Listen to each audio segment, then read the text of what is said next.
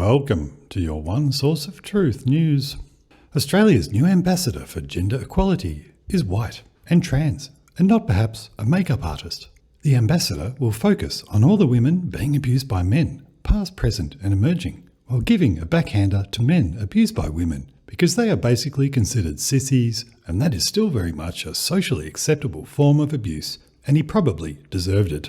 Because no one has any idea of what a woman is anymore, and if asked for a definition in a parliamentary hearing has to be taken on notice and given a few weeks to answer, addressing the issue of women abused by women partners is completely out of the question, but is in line with the gender equality policy of being equitably inequitable. To Scotland now, following Labour Victoria's recent changes, have cut the age limit from 18 down to 16 for kids to change genders, and parents will be prosecuted if they say anything. But this is Irish, so I don't know why I keep going from Scottish to Irish. But let's be fair, the state is still allowing parents to make responsible parental decisions for a part of their child's life, as parents can extinguish their unborns up to the date of birth, especially if they discover the child is going to have an inclusive, non-inclusive disability. Nicola Sturgeon, a biological woman with breasts and a vagina, and First Minister of Scotland, introduced the Gender Recognition Reform Bill, allowing trans people into women-only prisons.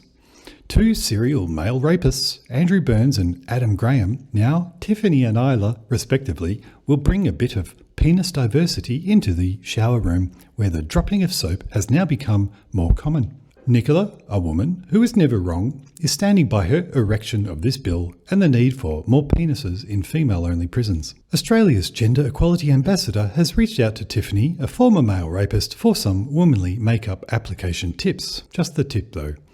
UK Labour's leader, Keir Starmer, a white man, is appealing to young women voters, saying he will copy Scotland's reform if he is inserted as UK's new Prime Minister, saying we also need more penises in public female-only toilets and all girls' school locker rooms. Once considered a form of sexual assault, and thankfully now outdated as we have progressed as a society, men who now drop their pants in a ladies' locker room and do the windmill while taking pleasure in seeing naked women are now considered brave voyeurists. And the young women who have to see this adult male genitalia are being told to just act like good old-fashioned obedient women and suck it up. If they don't swallow their words, the gender ambassadors and inclusion ministers will come after them with the full thrust of the newly stuck-in law. Gender diverse laws will now apply to the equine community. After a horse protested at a rainbow crossing, those who identify as part horse or full horse and who created the horse party are wanting to have the penises of those bigot horses melted down into superglue and are hoping the sitting members won't say nay. Protesters will then glue themselves to any phallic structure they can get their non-binary lathered hands on. In entertainment, old crime thriller movies where men mutilated women and girls and then the evil man character would die in a dramatic payback scenario, well, these have been banned as not inclusive and replaced by primetime inclusive medical surgical documentaries of very well-paid men who cut young women's breasts off before they are legally allowed to watch the now banned R-rated movies.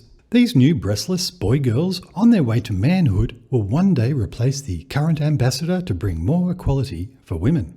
Because let's face it, men still know what's really best for women. In disturbing health equity news, morbidly obese people are not being included in human rights surgery procedures and are still being encouraged to identify the underlying psychological causes causing their morbid obesity and not undergo liposuction surgery. Disgraceful. Buy this t-shirt.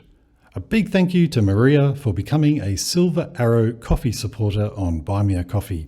Thanks, Maria. You're a winner. Toodaloo, and see you bigots next time.